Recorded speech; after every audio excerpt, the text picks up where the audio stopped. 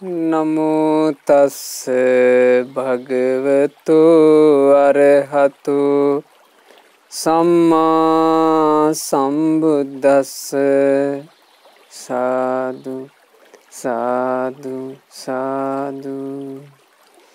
මාගේ ගුරු දේවෝත්තම පරම පූජනීය පින්වත් ලෝක ස්වාමීන් වහන්සේට ගෞරවාදර වන්දනාව වේවා. සාදු සාදු සාදු. ශ්‍රද්ධාවන්ත වාසනාවන්ත පින්වතුනි, අද මේ උතුම් ධර්ම දේශනාව සඳහා දායකත්වය දරනු ලබන්නේ ඇමරිකාවේ නිව්යෝර්ක්හි පදිංචි පින්වත් ලහිරු ගිම්හාන මහතා සහ ජයමාලී මදුෂානී මහත්මිය විසින්. පින්වතුනි, පසේබුදු පෙළහර මේ සද්ධර්ම දේශනා මාලාවේදී ඒ උතුම් පසේබුදු රජාණන් වහන්සේලාගේ හරීම අසිරිමත් ජීවිත ගැන බොහෝ කාරණා මේ වෙද්දීත් පින්වතුන්ලා මේ දේශනා මාලාව මුල ඉඳලාම ශ්‍රවණය කරපු පින්වතුන් මේ වෙද්දීත් බොහෝ කාරණා පසේබුදුවරු ගැන දැනගත්තා. මේ කාරණා අපි කතා කරන්නේ බුදුරජාණන් වහන්සේ විසින් දේශනා කොට වදාළ සුත්ත නිපාතයේ අන්තර්ගත කග්ගවිසාන කියන සූත්‍ර දේශනාව මූලික කරගෙන. මේ වෙද්දි පින්වතුනි අපි කග්ගවිසාන සූත්‍රයේ ගාථා රත්න 37ක් මූලික කරගෙන ධර්ම කාරණා ඉගෙන ගත්තා. අද අපිට කතා කරන්න තියෙන්නේ කග්ගවිසාන සූත්‍රයේ 38 වෙනි ගාථා රත්නය. මේ 38 වෙනි ගාථා රත්නයේට පසිබුන් වුණේ එක්තරා පසේ බුදුරජාණන් වහන්සේ නමකගේ හරි ආශ්චර්යමත් සිදුවීමක්. පින්වතුනි, මේ පසේ බුදුරජාණන් වහන්සේලා බිහි වෙන්නේ දැන් මේ පසේ බුදුවරු කියලා කියන උත්තමයන්ගේ ජීවිත ගැන අහනකොට ඇතැන්ගේ ජීවිත හරිම පුදුම සහගතයි. ඒ පුදුම සහගත බව නිර්මාණය වුණේ පිනකින්. පිනෙන් තමයි මේ ආශ්චර්ය නිර්මාණය වුණේ. එතකොට මේ ආශ්චර්ය නිර්මාණය වෙන්න තරම් කරගත්ත පින මොකද්ද? ඒ ආශ්චර්ය නිර්මාණය වෙන්න තරම් කරගත්ත පින තමයි යම් හෝ සසර ගමනේ එද්දී යම් හෝ ජීවිතයක බුද්ධ රත්නය ගැන සිත පහදවා ගැනීම, ධර්ම රත්නය ගැන සිත පහදවා ගැනීම, සංඝ රත්නය ගැන සිත පහදවා ගැනීම, බුද්ධ ශාසනයක් තුල මේ රත්නත්‍රය ගැන, බුද්ධ ධම්ම සංඝ කියන තෙරුවන ගැන හිත පහදව ගන්නා කෙනෙක්මයි සංසාර දුකින් නිදහස් වෙන්නේ. බුද්ධ ශාසනයක් තුල මුණ ගැහෙන ඒ ආශ්චර්යවත් මාණික්කය, මේ මාණික්කය ගැන භාග්‍යවතුන් වහන්සේ වදාළේ ඒතං කෝ සරණං khemං. මේ බුද්ධ රත්නය, ධර්ම රත්නය, සංඝ රත්නය කියන තෙරුවන තමයි ජීවිතයට තියෙන එකම බිය රහිත වූ සරණ. ඒතං සරණ මුත්තමං. මේ ලෝකයේ තුල තියෙන උතුම්ම සරණ තමයි මේ තෙරුවන් සරණ. ඒතං සරණ මාගම්ම. ඔය තෙරුවන් සරණ තුලට පැමිණි කෙනෙක්ම තමයි සබ්බ දුක්ඛා පමුච්චති, සියලු දුකින් නිදහස් වෙන්නේ. එතකොට රහතන් වහන්සේලා බිහි වුණේ තෙරුවන් සරණ තුලට පැමිණිලා. ඒ වගේමයි යම් හෝ බුද්ධ ශාසනය තුල තෙරුවන් සරණට පැමිණි උත්තමයෝ තමයි, තෙරුවන් සරණට පැමිණි වාසනාවන්තයෝ තමයි තමන්ගේ ජීවිතයේ මේ පසේ බුදුවරු බවට පත් වෙලා හරි සංසාරයෙන් නිදහස් කරගත්තේ. ඒකට හොඳ උදාහරණ සිදුවීමක් අපේ භාග්‍යවත් බුදුරජාණන් වහන්සේ වැඩ ඉන්න කාලේ සිද්ධ වුණා. බුදුරජාණන් වහන්සේ එදා කොසල් රටේ පිණ්ඩපාතේ වඩිනවා. භික්ෂු සංඝයා පිරිවරාගෙන බුදුරජාණන් වහන්සේ එසේ පිණ්ඩපාතේ වැඩියේ රජවීදියේ. රජවීදියෙන් භාග්‍යතුන් වහන්සේ වැඩම කරනකොට බුදුරජාණන් වහන්සේ කියලා කියන්නේ දුටු දුටුවන්ගේ net පහදවන දෙතිස් මහා පුරුෂ ලක්ෂණයන්ගෙන් සෝභමහාන සිරුරක් තිබුණු කෙනෙක්. භික්ෂු සංඝයා පිරිවරාගෙන තරු කැට පිරිවරු සඳ මණ්ඩල වගේ බුදුරජාණන් වහන්සේ වඩිනවා දැක්කා එක්තරා පුරුෂයෙක්. මේ පුරුෂයාගේ අතේ තිබුණා වටංශක. ඒකට කියන්නේ වටංශකයක් කියලා. ඒ කියන්නේ මේ හිස පළඳන මලින් සැකසූ මේ මල් මාලාවක් වගේ එකක්. මේකට කියන්නේ වටංශකය කියලා. මේක මල් දමක්. මේ වටන්සකේ මේ සුවඳ හමන වටන්සකේ මේ පුරුෂයා තියාගෙන හිටියා. මේ පුරුෂයාට බුදුරජාණන් වහන්සේ දුරදීම දකිද්දී ඒ භාග්‍යතුන් වහන්සේ ගැන සිත පැහැදුනා. චිත්ත ප්‍රසාදේ හටගත්ත බුදුරජාණන් වහන්සේ දකිනකොට ඒ චිත්ත ප්‍රසාදයෙන් බුදුරජාණන් වහන්සේ සමීපයට ගිහින් මේ පුරුෂයා අර වටන්සකේ ඒ මල්දම භාග්‍යවත් බුදුරජාණන් වහන්සේට පූජා කළා. බුදුරජාණන් වහන්සේගේ සමීපයේ මේ මල්දම පූජා කරනකොට භාග්‍යතුන් වහන්සේට පිදේවා කියලා වෙන් කරනකොට ඒ බුදුරජාණන් වහන්සේගේ දිව්‍යමය නෙතු සංගල අතරින් සුදෝවන් බුද්ධ රශ්මි මාලා විහිදී සිරස තුන්වටක් ප්‍රදක්ෂිනා කර නොපෙනී ගියා. ඒ කිව්වේ කුමක්ද සිද්ධ වුනේ? බුදුරජාණන් වහන්සේට මද සිනහවක් පහළ වුණා. ඒ බුදුරජාණන් වහන්සේ මද සිනහ පහළ කරනවා කියන්නේ විශේෂ කරුණක් කරන කොටගෙනම සිද්ධ වෙන එකක්. ඒ මද සිනහව පහළ කරද්දී පින්වතුනේ තථාගතයන් වහන්සේගේ දසන් පෙනෙනවා. ඒ දසන් පෙනෙනකොට ඒ උතුම් සුදෝවන් දන්ත ධාතුන් වහන්සේලාගෙන් ශ්වේත ඝන බුද්ධ රශ්මි මාලා විහිදෙනවා. ඒ සුදු බුදු රැස් තථාගත සිරුර තුන්වටක් ප්‍රදක්ෂිනා කරලා නොපෙනී යනවා. මේ අසිරිය සිද්ධ වෙනවා. ඉතින් එදා ඒ අසිරිය වුණා. එතකොට අපගේ බුදුරජාණන් වහන්සේගේ අග්‍ර උපස්ථායක වූ අපගේ ආනන්ද ස්වාමීන් වහන්සේ භාග්‍යතුන් වහන්සේගෙන් විමසනවා, ස්වාමීනි තථාගතයන් වහන්සේ සිනහ පහළ කළේ කුමක් හේතුවෙන්ද? බුදුරජාණන් වහන්සේ දේශනා කළ ආනන්දය, දැන් මේ මෙහි තථාගතයන් වහන්සේ කෙරෙහි චිත්ත ප්‍රසාදයෙන් වටන්සකයක් පිදූ යම් පුරුෂයෙක් ඇද්ද? මේ පුරුෂයා මේ පින්කමේ විපාක ලෙස කල්ප 84ක් දුගතියක නොයන්නේය. ඒ කල්ප 84 ඇවෑමින්, ඒ කියන්නේ කල්ප 84ක් ඇතුලේ නිරය, പ്രേත ලෝකයේ, තිරිසන් ලෝකයේ කියන මේ සතර අපායට යන්නේ නැහැ. ඒ සතර අපායේ නිදහස් වෙන්නේ පින්වතුනේ සෝතාපන්න වෙච්ච කෙනෙක්. එතකොට සෝතාපන්න වෙච්ච කෙනාට නිරයට ඇදගෙන යන බන්ධන කැඩිලා යනවා. සක්කාය දිට්ඨි, විචිකිච්ඡා, සීලබ්බත පරාමාස නැහැ. එහෙම කෙනා තමයි නිරයෙන් බේරෙන්නේ. එතකොට සෝවාන් නොවිත් කල්ප 84ක් පුරාවට නිරයෙන් බේරෙන්නේ කුමක් නිසාද? බුදුරජාණන් වහන්සේ කෙරෙහි හිත පැහැදුන නිසාය. ඒකට හේතුව මොකක්ද? බුදුරජාණන් වහන්සේ වනාහි අචින්තනීය ගුණ ඇත්තේ. අචින්තනීය කියලා කියන්නේ මොකද්ද? සිතාගත නොහැකි. ඒ සිතාගත නොහැකි ගුණය ගැන බුද්ධ දේශනාවේ තියෙන්නේ බුද්ධෝපි බුද්දස්ස බණීය වන්නං. බුදුරජාණන් වහන්සේ නමක්ම බුදුරජාණන් වහන්සේ නමකගේ ගුණ ගයයි. කප්පම්පිචේ අඤ්ඤම භාසමානෝ, කල්පයක් තිස්සේම බුදු ගුණ ගයයි, අන් කිසිවක් දේශනා නොකරයි. කීයේත කප්පෝ චිර දීග මන්තරේ. එසේ බුදු ගුණ දේශනා කරමින් සිටියේදී කල්පේ නම් ගෙවි අවසන් වී යනු ඇත. වන්නෝන කීයේත තථාගතස්ස, බුදු ගුණ වර්ණනාව නම් එසේ අවසන් නොවන්නේය. ඒ විදිහට බුදුරජාණන් වහන්සේගේ ගුණ අචින්තියයි. හිතාගන්න බෑ. හිතාගන්න බැරි ගුණ තියෙන බුදුරජාණන් වහන්සේ ගැන කෙනෙකුගේ හිත පැහැදුනොත් විපාකෝ හෝති අචින්තියෝ. විපාකේද හිතාගත නොහැක්කේ. හිතාගන්න බෑ. කල්ප 84ක් අර වටන්සකයක් පිදූ පිනට ඔහු දුගතියක් දකින්නේ නැහැ. බුදුරජාණන් වහන්සේ දේශනා කළා කල්ප 84 ඇවෑමින් ආනන්දය, මේ පුරුෂයා ග්‍රහ ජීවිතයේ අත්හැර පැවිදිවන්නේය. පැවිදිව තමාම ධර්මයේ අවබෝධ කළ සයම්භූ, තමාම ධර්මයේ අවබෝධ කරගත්ත පසේ බුදුරජාණන් වහන්සේ නමක් බවට පත් වෙන්නේය.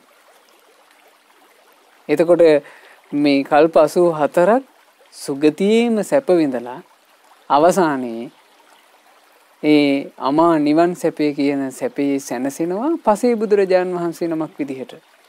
ඒ කුමක් නිසාද ඒ පුරුෂයාට එහෙම ලැබෙන්නේ? ඒ පුරුෂයාට එසේ ලැබෙන්නේ බුද්ධ රත්නය ගැන සිත පහදවාගත් නිසාය. ඉතින් බුදුරජාණන් වහන්සේ දේශනා කරනවා, ආනන්දය, එකල්හි පසේබුදු බවට පත්වෙන මොහුගේ නමද වටංසකම වන්නේය. ඒ පිදුවේ වටංසකයක්.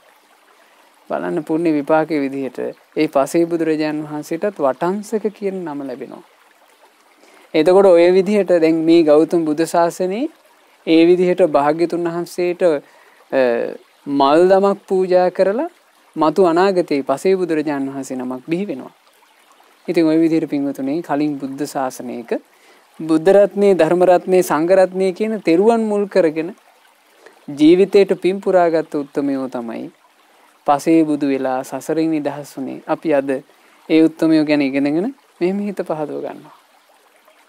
දැන් මේ විස්තරේ තියෙනවා ඒ විදිහට සංසාරේ පින් පුරාගෙන පැමිණිච්චි පසේබුදු බවට පින් තියෙන එක්තරා පින්වන්තයෙක් පසේබුදුවරු පහළ වෙන යුගයේ බරණැස උපන්නා. බරණැස රජ කුලයේ. ඉතින් සුදුසු කල වයස ආපුවම ඔහු රජ වුණා.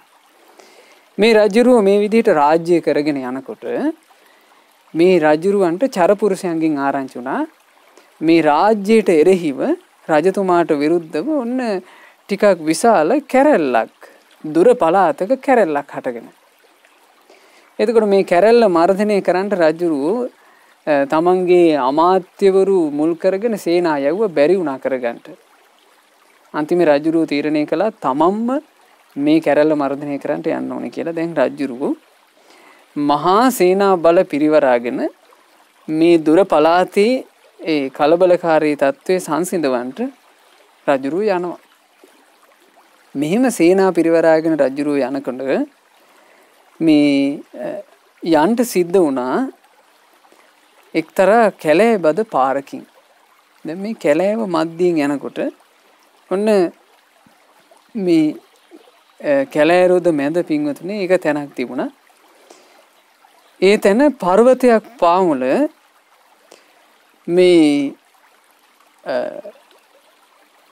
මේ පර්වතේ පාමුල සේනාවට රජුරවන්ට පේනවා පර්වතේ පාමුල කේසර සිංහ රාජයෙක් ඌගේ පාඩුවේ නිදි.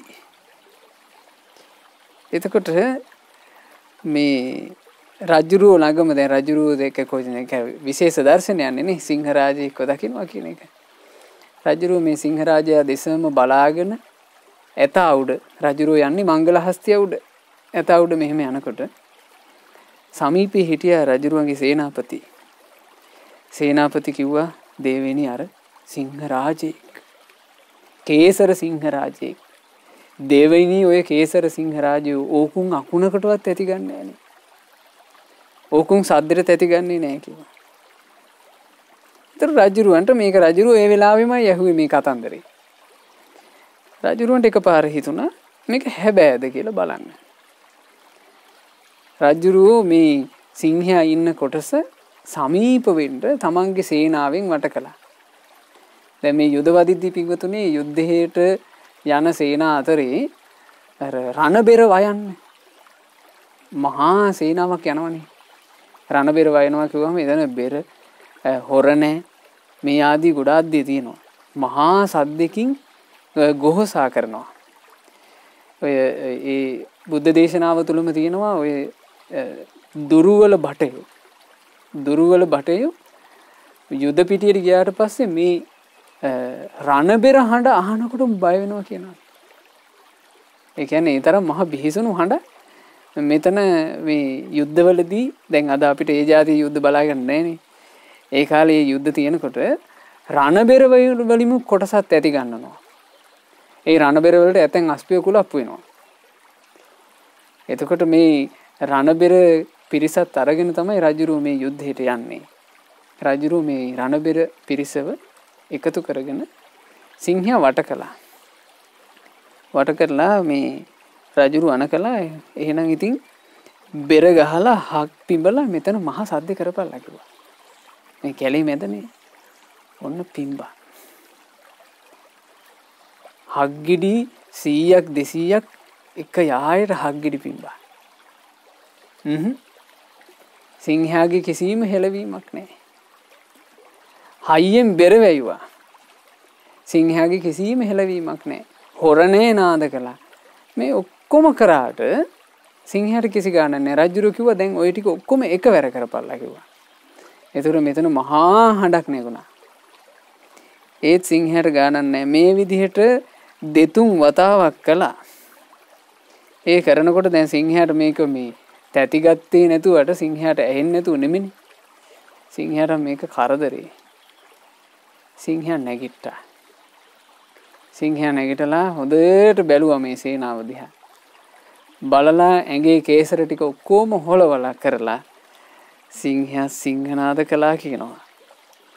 ඒ සිංහ ගර්ජනාව ඇහෙනකොට මේ පිඹ හිටපු මිනිස්සු ටික සලිත වෙලා ගියා. අර බාණ්ඩ ටික ඔක්කොම දාලා මිනිස්සු තමන්ගේ පණ බේර ගන්න උනා කියලා දිව්වා කියනවා. ඒ සිංහ ගර්ජනාව ඇහෙනකොට දැන් මේ සේනාවේ ඉන්නවනේ ඇතැන් අශ්වයන්ගේ පිට. අශ්වයෝ තමන්ගේ කල මත ඉන්න මිනිස්සුන්ව මේ ඇඟ ගස්සලා බිම දාලා අශ්වයෝ කැලේට දිව්වා කියනවා. ඇත්තුත් සේනාවේ හිටියනම් යන් හස්තින් මේකුණුත් පින්වතුනේ බිහිතියටපත් වෙලා දුවන්න පටන් ගත්තා කියනවා. දැන් මේ අතරේ ඉන්නවා. දැන් මේ දුවන හස්තීන්ගේ අතරේ ඉන්නවා රජ්ජුරුවන්ගේ ඇතත්. රජ්ජුරුවන්ගේ මගුල් ඇතත් දුවන්න පටන් ගත්තා සිංහ ගර්ජනාවට බය වෙලා. දැන් මේකුන් දුවනකොට මේ හස්තීන්ට ඕනේ පණ බේර ගන්න. මොකද හස්තීන් හරි බයයි සිංහයාට. හේතුව සිංහයාට විතරයි කියනවා පුළුවන්නේ මේ හස්තියාගේ කුම්භස්ථලයේ මතට පැනලා මේ කුම්භස්ථලේ හාරලා මස් කන්න. ඒ නිසා සිංහයාට හරි බයයි හස්තියෝ. සිංහ ගර්ජනාව ඇහෙනකොට රජුරුවන්ගේ මගුල් ඇතා දිව්වා. දැන් රජුරුවන්ට කර කියා ගන්න දෙයක් නැහැ. රජුරුවෝ මේ මගුල් ඇතාගේ මේ කඳ බදාගෙන ඉන්නවා. මේක පෙරලගෙන දුවනවා. රජුරුවන්ට හරි වේදනයි එහෙට මෙහෙට පැද්දෙනකොට. අවසානයේ එක ගහක් අස්සින් රිංගගෙන යනකොට මේ හස්තිය රජුරුවන්ට හැකියාව ලැබුණා කියනවා ගහක අත්තක එල්ලෙන්න. එල්ලිලා කොහොම හරි ඇතාගේ පිටින් ගහකට නැගගත්තා. ගහින් නැගලා රජුරුවන්ගෙත් දැන් එහි මෙහි අත හීරිලා සේනාවට වෙච්ච දෙයක් නැහැ. රජුරුව හිමීට ගහින් බැස්සා. දැන් මේ නොදන්නා පැත්තක මහා කැලේක රජුරුව අතරමං වෙලා. රජුරුව තමන්ගේ මගුල් කඩුවත් අරගෙන හීන් සීරුවේ මේ කැලේ අතරින් එළියට යන්න තැනක් හොයාගෙන ඇතුළට යනකොට මෙන්න ආරාමයක් මුණ ගැහුණා. මේ ආරාමේ මේ අසපුවේ මේ සෙනසුනේ වැඩ ඉන්නවා සිවුරු දරාගත්ත භික්ෂුන් වහන්සේලා. ඒ ඇත්තෙම පින්වතුනේ හිටියේ පසේ බුදුරජාණන් වහන්සේලා. දැන් මේ පසේ බුදුවරුන්ගේ යුගයනේ. එතකොට ඇතැම් පසේ බුදුරජාණන් වහන්සේලා දැන් අපි මේ පසේ බුදුවරු ගැන ඉගෙන ගන්නකොට ඇතැම් පසේ බුදුරජාණන් වහන්සේලා වැඩ හිටියේ ගන්ධමාදන පර්වතේ.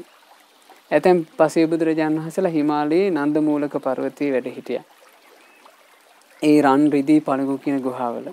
ඊළඟට ඉසිගිලි සූත්‍රයේ හරිම පැහැදිලිව තියෙනවා ඉසිගිලි පර්වතෙත් පසේ බුදුරජාණන් වහන්සේලා වැඩ ඉඳලා තියෙනවා. ඊළඟට අපි මේ පසේ බුදු පෙළහර වැඩසටහනේදීම අපි දැනගත්තා. ওই බරණැස ඉසිපතන මිගදායෙත් පසේ බුදුරජාණන් වහන්සේලා වැඩ ඉඳලා තියෙනවා. රජගහ නුවරත් පසේ බුදුරජාණන් වහන්සේලා වැඩ ඉඳලා තියෙනවා. ඉතින් ඔය වගේ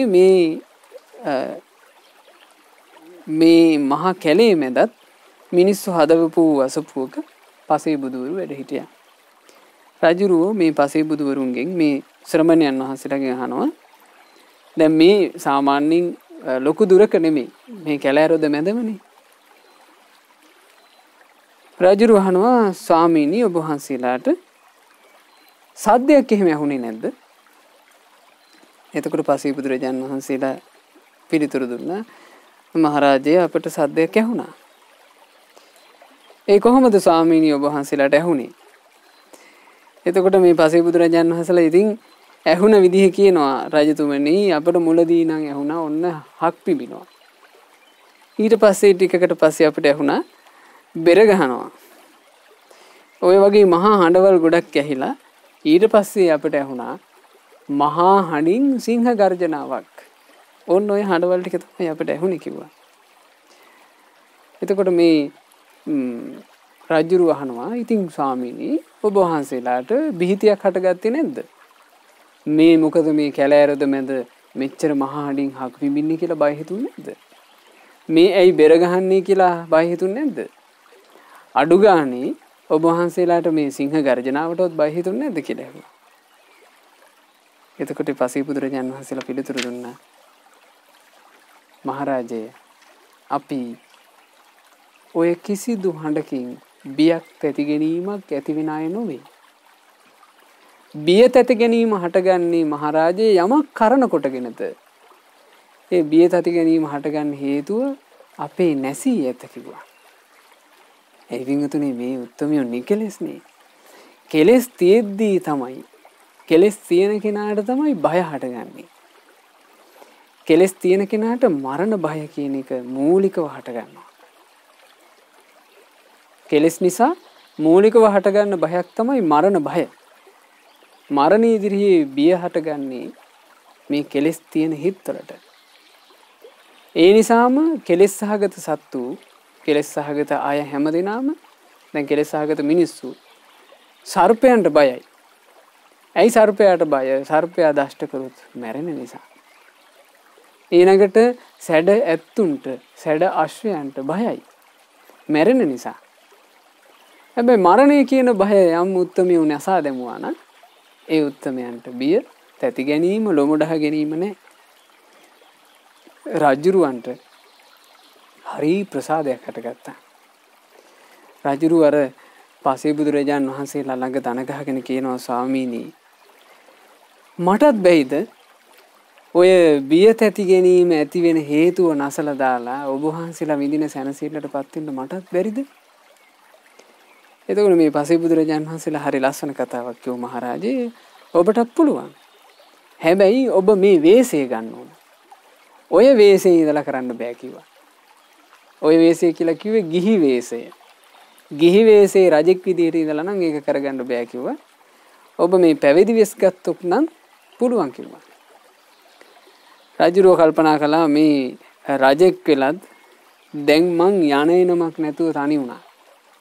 තනි වුණාට පස්සේ රජුරන්ට කොහොම බිහිතියක් එන්නේ නැද්ද? මේ කැරැල්ලක් මනින්න යන්නේ. හිටපු සේනාව සීසීකට ගියා. රජුරෝ නොදන්නා තැනක අතරමං වුණා. එතකොට මේ රජුරෝ දැන් හිතුවා මට මේ රජකමට වඩා හොඳයි මේ පැවිදි වෙස් අරගෙන බිය තැති ගැනීම නැසලා දැම්මා නම්. ඉතින් රජුරෝ පැවිදි වුණා. ඒ පැවිදි බවට පත් වුණාට පස්සේ ඒ පසේ බුදුරජාණන් වහන්සේලාත් එක්කම ටික කාලයක් මේ උත්තමයා වැඩ ඉන්නවා. මේ ඉන්නේ පසේ බුදු බවට පින් තියෙන කෙනෙක් නේ. ඉතින් ඒ උත්තමයන් වහන්සේලාත් එක්ක එකට වාසය කරනකොට දැන් මේ ගෞතම සාසනය වගේ කියන්නේ මේ බුදුරජාණන් වහන්සේ නමකගේ සම්මා සම්බුදුරජුන්ගේ බුද්ධ ශාසනය වගේ අර අවවාද අනුශාසනා කරමින් එහෙම බණ දහමින් උදව් කිරීමක් නැහැ. එහෙම හැකියාවක් පසේ බුදුරජාණන් වහන්සේලාට නැහැනේ. පසේ බුදුරජාණන් වහන්සේලා නමුත් අර පැවිද්දන්ගේ පිළිවෙත් වලින් යුක්තව පිණ්ඩපාතය ආදිය කරගෙන ඒ සේනාසනේ වැඩවසනවා.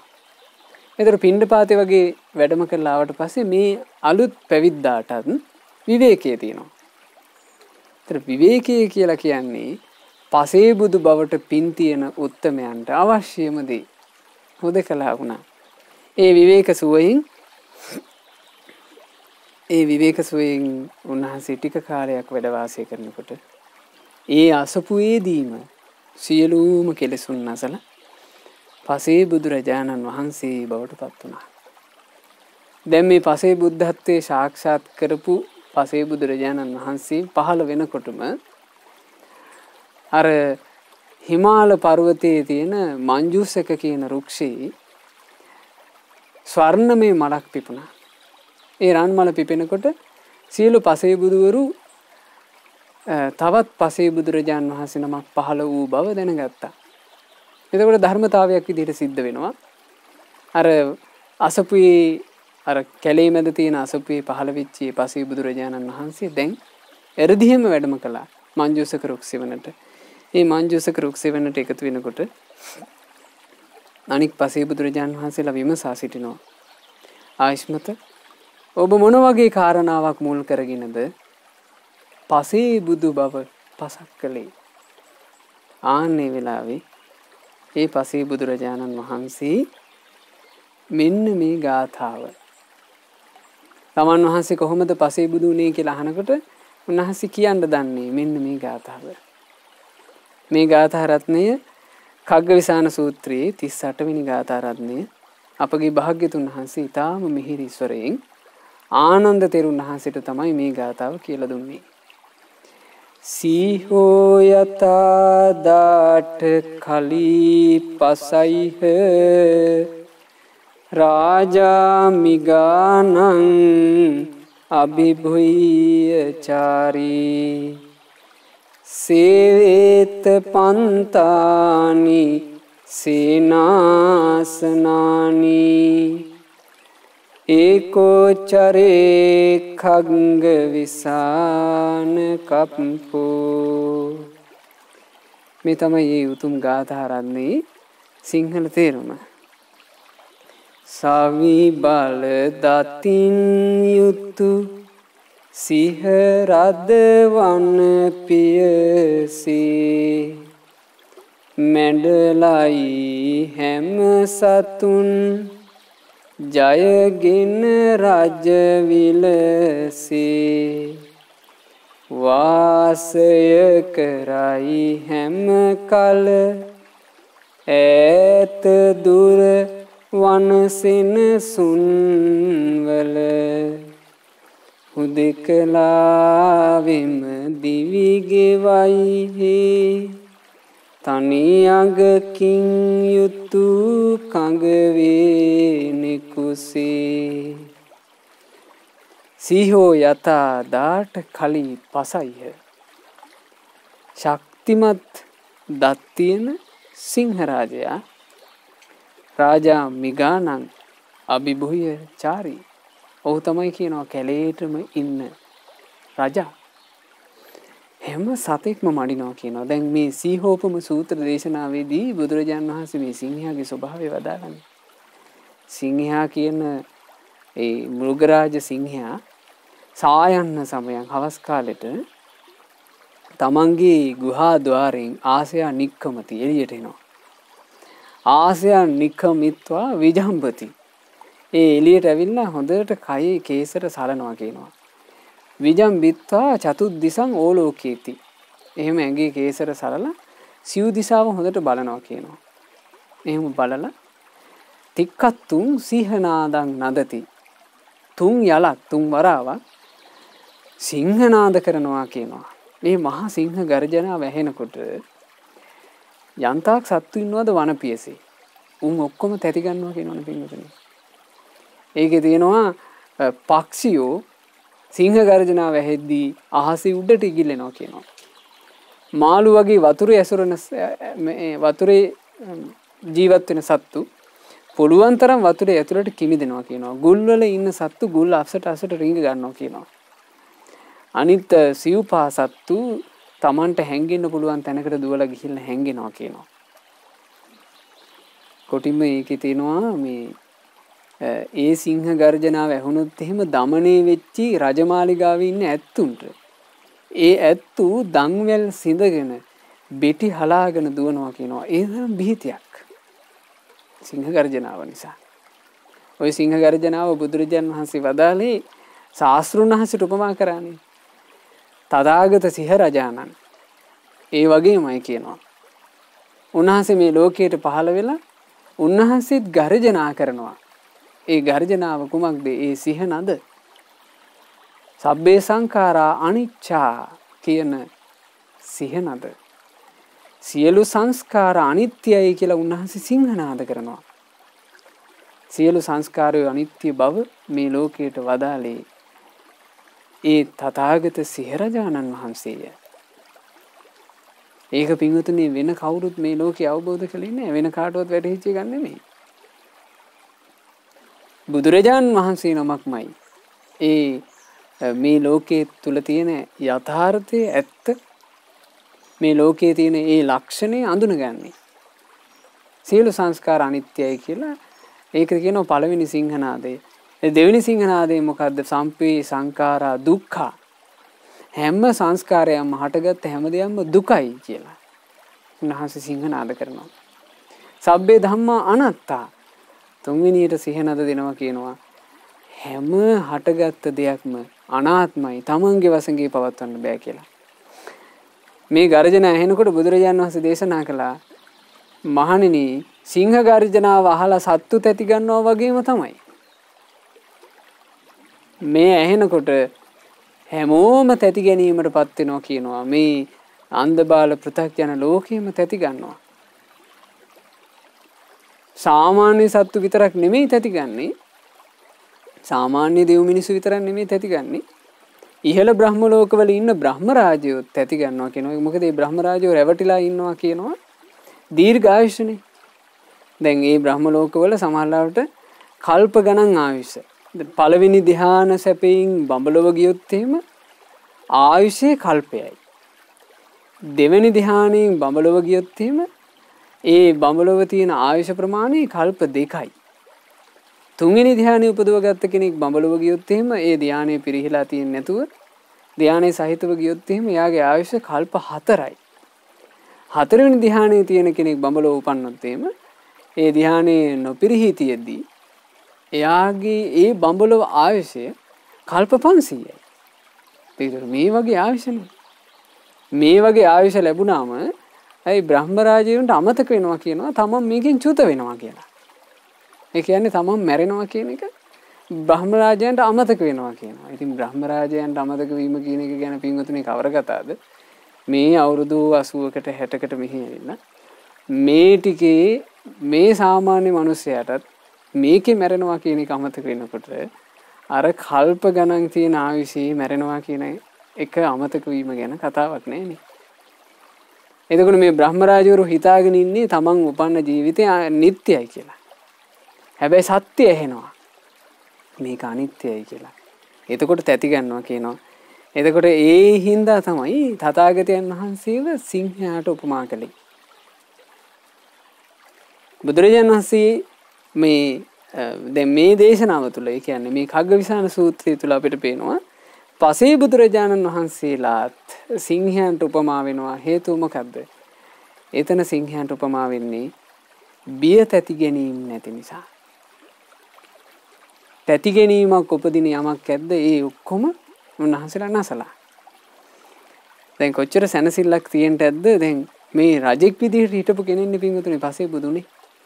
රජෙක් විදිහට ඉන්නකොට මේ රජවරු හොඳ ඝනකම් බිත්ති වලින් තමන්ගේ මාලිගාව හදාගන්න.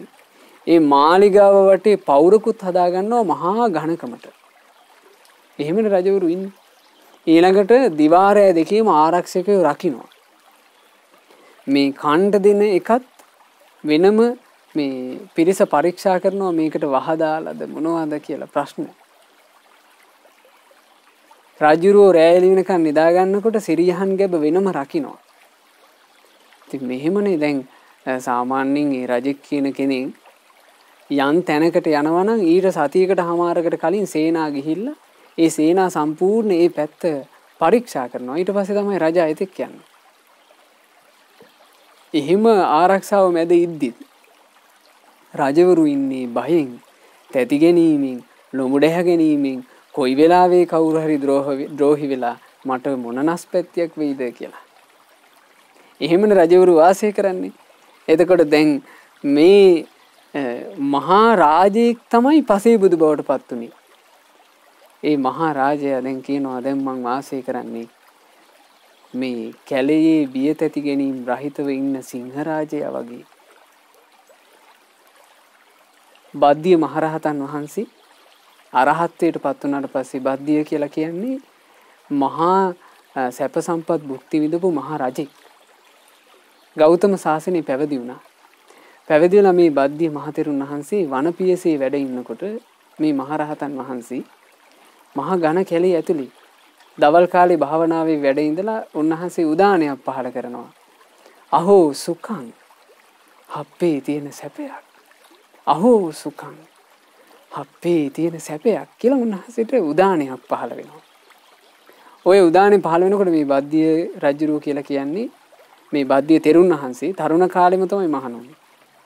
එතකොට තරුණ භික්ෂුන් වහන්සේ නම මේ ඉන්නේ. පැවිදිලා බොහොම පොඩි කාලෙකින් අරහත්ත්වේ පසක් කළා.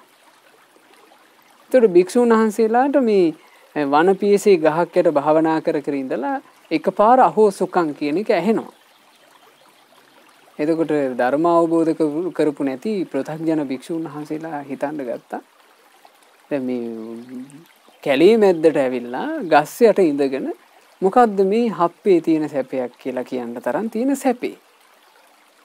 එකත් එකටම මේක වෙනව ඇත්තේ මෙහිමයි. මේ මහ රජෙක් නොවේ. විඳපු රජ සැප මතක් වෙනවා ඇති. ඒ විඳපු රජ සැප මතක් වෙද්දී භාවනාව කරගන්න අමාරු කොට අපි මං විඳපු සැපයක් කියලා තමයි ඔය කියනවා ඇත්තේ කියලා හිතුණා. බුදුරජාන් වහන්සේට ගිහිල්ලා ওই විදිහටම පැමිණිලි කරා බාද්දිය තෙරුන් වහන්සේ ගැන. බුදුරජාන් වහන්සේ මේ කාරණේ මනාකොට දන්නවා. නමුත් බද්දිය මහරහතන් වහන්සේව කැඳෙව්වා. කැඳවලා අහනවා බද්දිය ඇත්තද මේ ඔබ මේ වනපියස මැද අහෝ සුඛං කියලා උදන් අනනවායි කියන්නේ? එහෙමයි ස්වාමීනි. බද්දිය මොන අර්ථයක් දැනගෙනද ඔබ අහෝ සුඛං කියලා මේ විදිහට උදන් අනන්නේ? ස්වාමීනි භාග්‍යතුන් වහන්සේ පෙර මහ රජෙක් විදිහට රාජකීය ආරක්ෂා මැද මං ඉද්දීත් ස්වාමීනි මං හරි බයෙන් හිටියේ.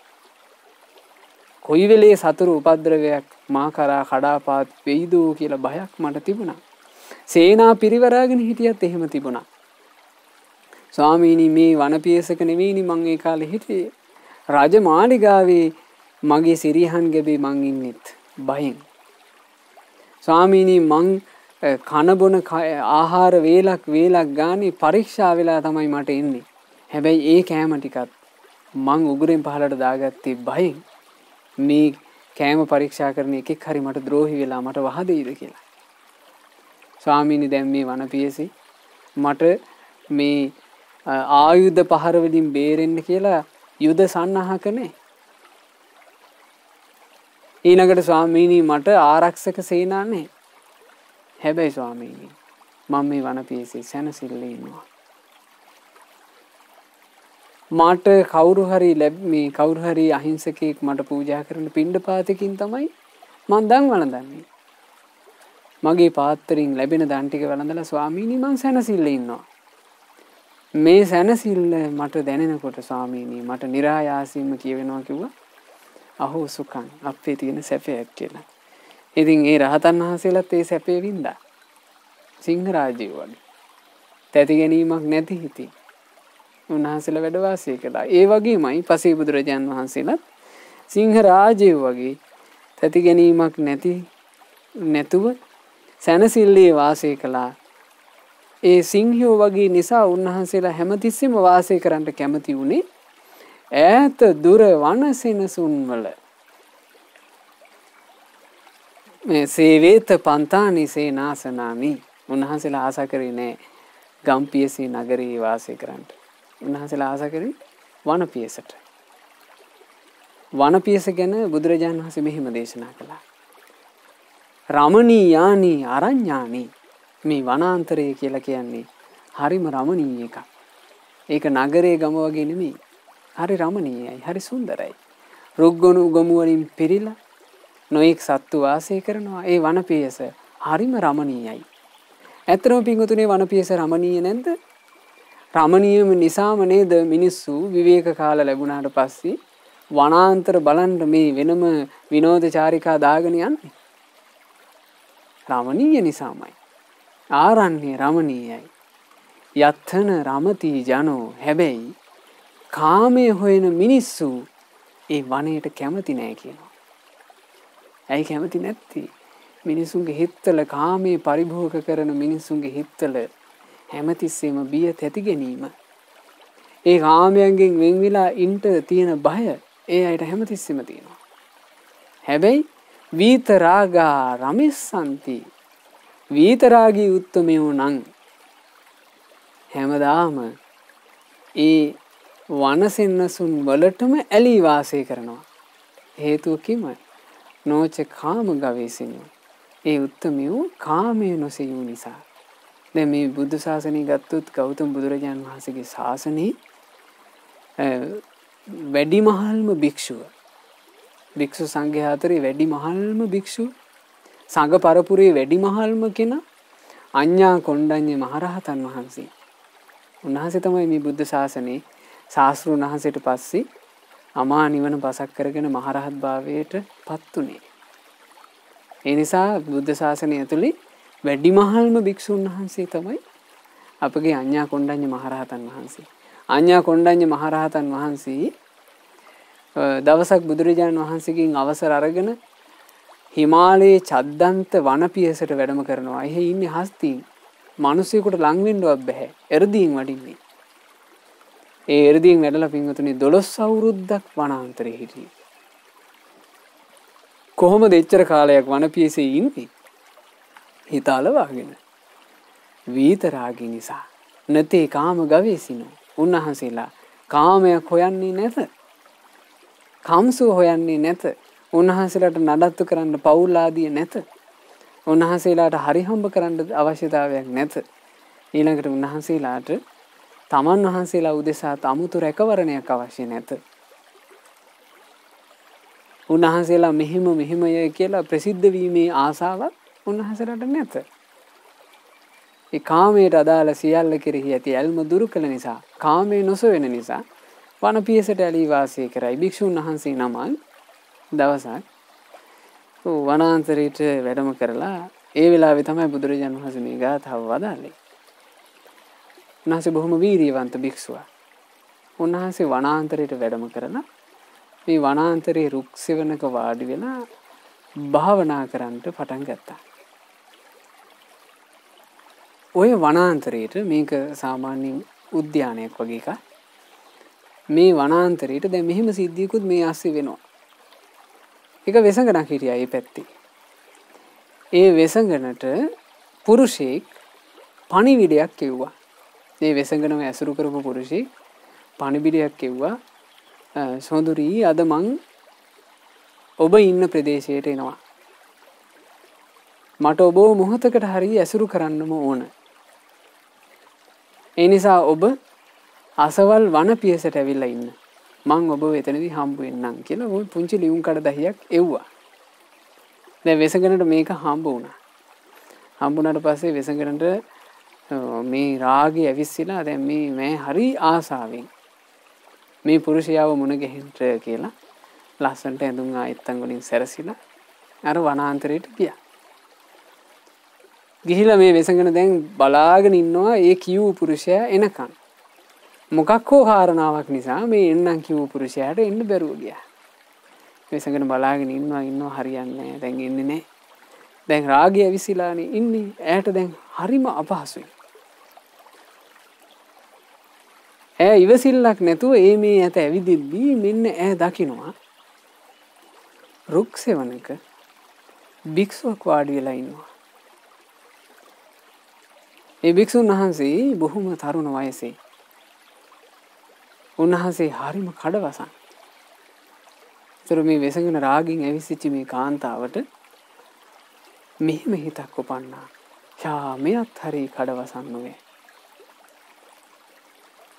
මොන පිස්සුවක් නිසාද මේ කඩවසන් තරුණයා මේ තරුණ කාලේම මේ සිවුරක් දරාගෙන බඹසරක් සමාදන් වුණේ? ඇයි මේ ජීවිතේ නිකන් රාස්සිය වරක්ගත්ත විලක් වගේ කරගන්න යන්නේ? නෑ එහෙම නෙවෙයි. අද මම මේ පුරුෂයාව පොළඹව ගන්න ඕන. මේ පුරුෂයාත් එක්ක මං එකට වාසය කරන්න ඕන කියලා හිතක් මේ ලාමක කාන්තාවට හටගත්තා. ඇය මේ ස්වාමින්වහන්සේගේ ඉස්සරහා ටිකක් එහෙට මෙහෙට ඇවිද්දා. නමුත් උන්වහන්සේ භාවනාවේ ඉන්නේ. උන්වහන්සේ ඇස්සරීමේ පස්සේ මේ මෑගේ කකුල් වල තිබුණා පය නූපුර. මේ නූපුර සලන් ගාලා හෙල්ලුවා. ඒ හඬට මේ ස්වාමින්වහන්සේ ඇස් දෙක ඇරියා.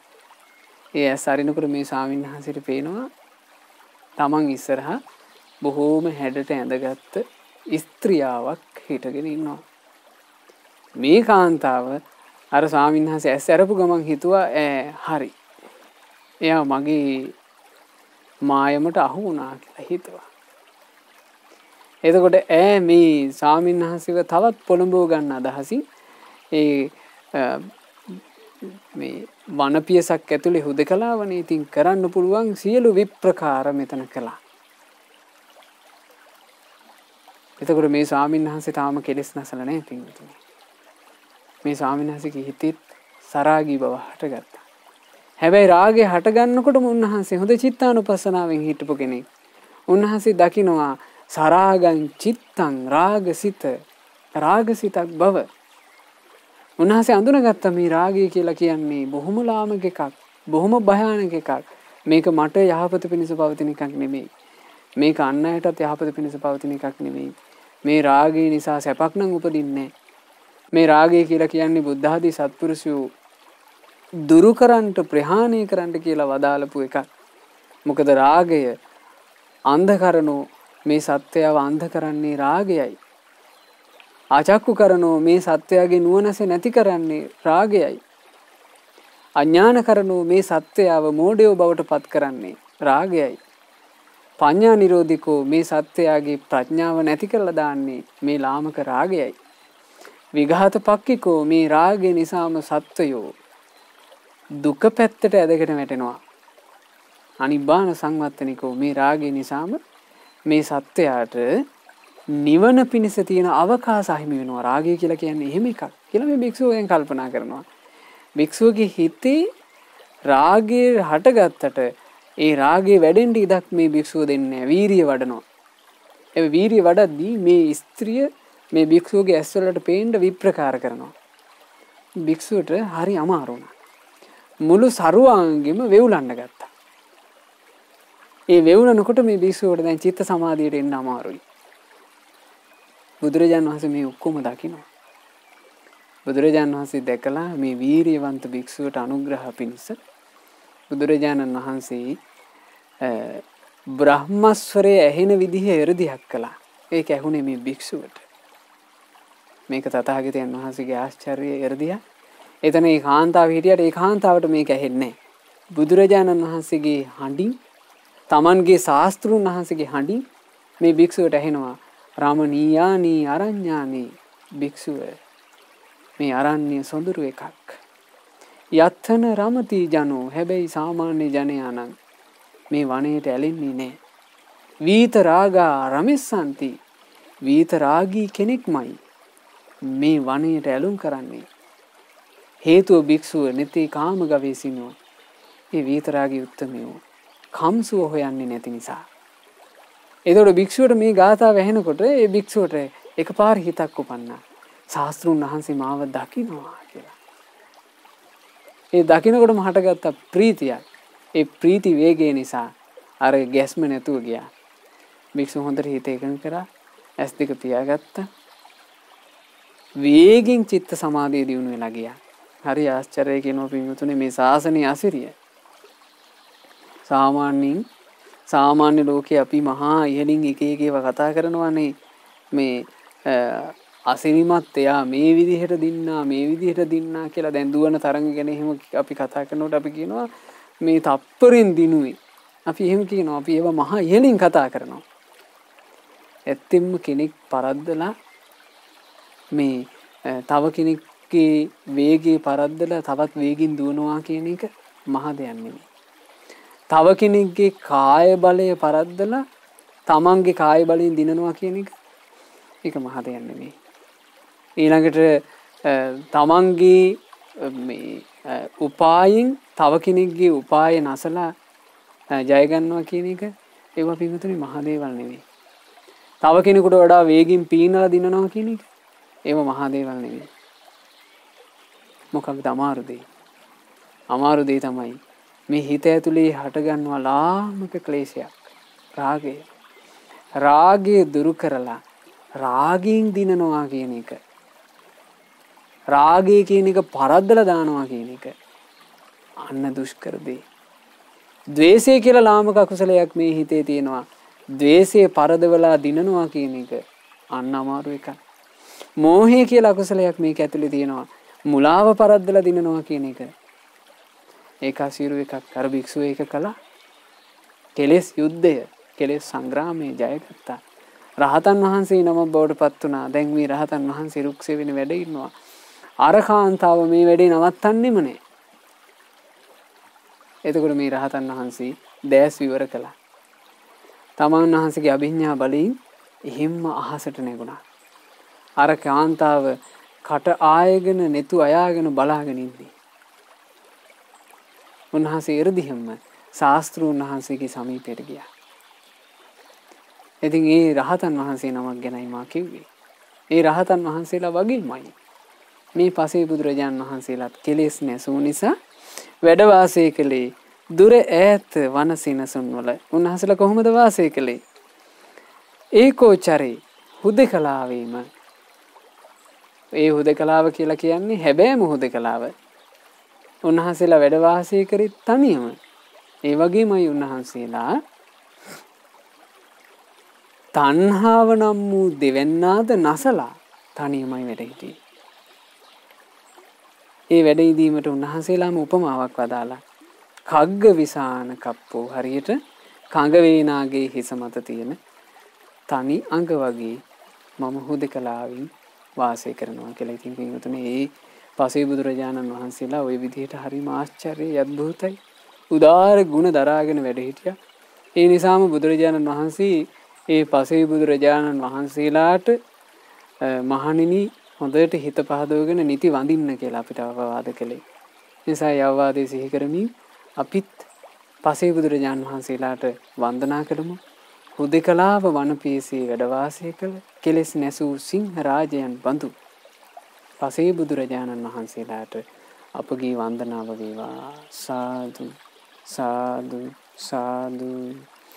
මේ උතුම් ධර්ම දේශනාව තුළින් අප රැස් කළ සියලු පුණ්‍ය ධර්මයෝ සක්දෙව් රජුන් ප්‍රධාන සියලු දෙවියෝ අනුමෝදන් වෙත්වා.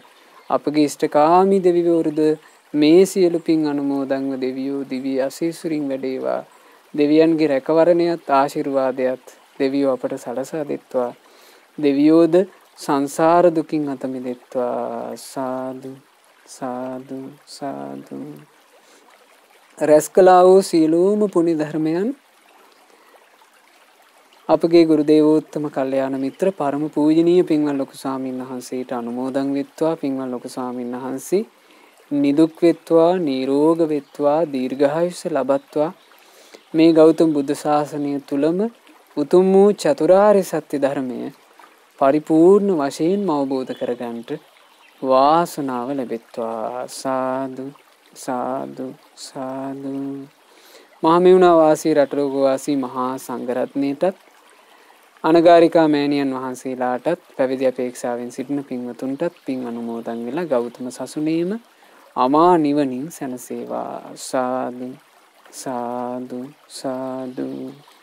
රැස් කළා වූ මේ සියලුම පුණ්‍ය ධර්මයන් අද මේ දේශනාවේ දායකත්වයන් දරන ඇමරිකාවේ නිව්යෝර්කී පදිංචි පින්වත් ලහිරු ගිම්හාන මහතාට සහ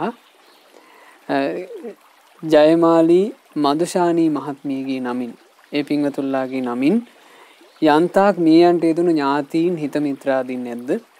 ඒ ඥාති හිත මිත්‍රාදීන් සියලු දෙනාට මේ සියලු පින් අනුමෝදන් වෙත්වා.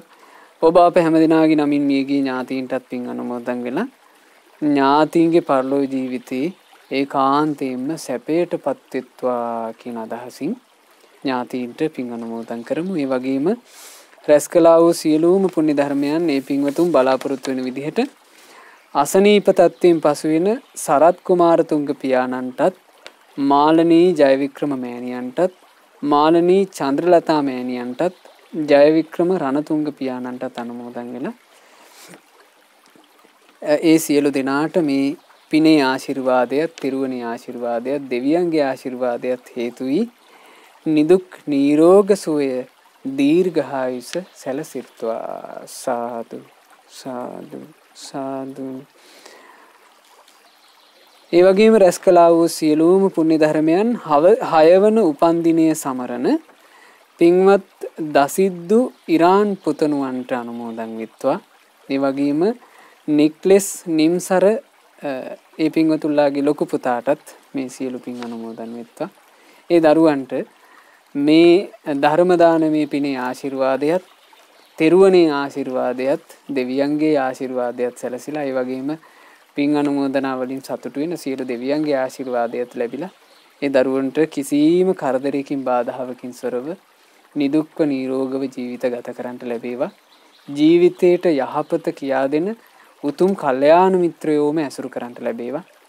මේ දරුවන්ට මේ ගෞතම බුදුරජාන් වහන්සේගේ ශාසනය පවතින මේ දුර්ලභ මනුෂ්‍ය ජීවිතය තුළ බුදුරජාන් වහන්සේ සරණ ගිය ශ්‍රාවක දරුවෝ බවට පත් වෙලා සම්බුද්ධ ශාසනයේ පිළිසරණ ලබන්නට වාසනාව ලැබෙත්වා. සාදු සාදු සාදු. රැස්කල සියලු පුණ්‍ය ධර්මයෝ ඇමරිකාවේ නිව්යෝර්ක්හි පදිංචි පින්වත් ලහිරු ගිම්හාන මහතාටත් ජයමාලී මදුෂානී මහත්මියටත් පවුලේ සෑම සියලු දෙනාටත් එකලෙසම අනුමෝදන් වෙත්වා. ශ්‍රද්ධා මාසික ධර්මදාන සමාජිකාවන්ට සහ ශ්‍රද්ධා කාර්ය මණ්ඩලයේ හැම දෙනාටත් සුපින්වත් ඔබටත් පින් අනුමෝදන් වෙලා සියලු දෙනාට සියලු යහපත සැලසේවා. සුවසේ ධම්මග දියුණු කර ගන්නටත් සුවසේ පින් කර ගන්නට ලැබේවා. ගෞතම ශාසනය තුල ධර්ම අවබෝධ කරන්ට හැම දෙනාට වාසනාව ලැබෙත්වා. හැම දිනාටම තෙරුවන් සරණයි. නමෝ බුද්ධාය. මෙවැනි වටිනා ධර්ම දේශනා ශ්‍රවණය කිරීමට ශ්‍රද්ධා ඩේලි YouTube චැනලය සබ්ස්ක්‍රයිබ් කරන්න.